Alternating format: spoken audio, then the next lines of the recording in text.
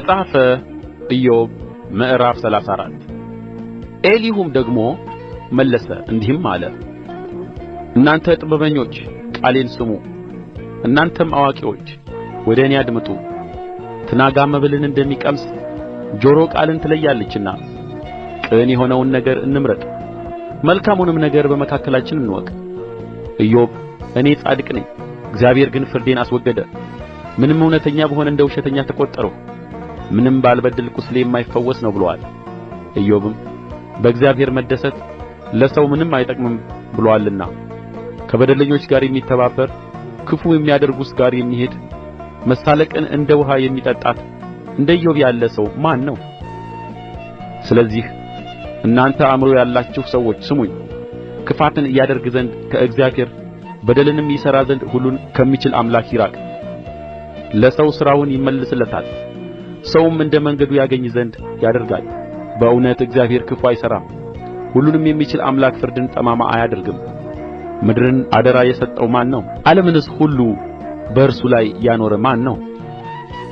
እርሱ ልቡን ወደ ራሱ ቢመልስ መንፈሱንና እስትንፋሱን ወደ ራሱ ቢሰበስብ ሥጋ ለባሽ ሁሉ በአንድነት ይጠፋል፣ ሰውም ወደ አፈር ይመለሳል።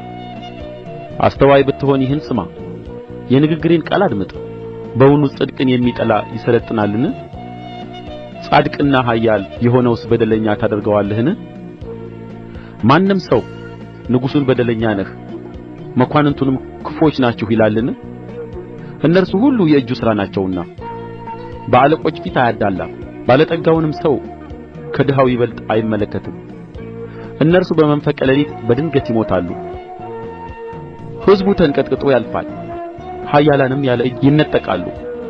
ዓይኖቹ በሰው መንገድ ላይ ናቸው፣ እርምጃውንም ሁሉ ያያል። ኃጢአትን የሚሠሩ ይሰወሩበት ዘንድ ጨለማዊም የሞት ጥላ የለም። ሰው በእግዚአብሔር ፊት ለመፈራረድ እንዲመጣ ጊዜ አይወሰንለትም።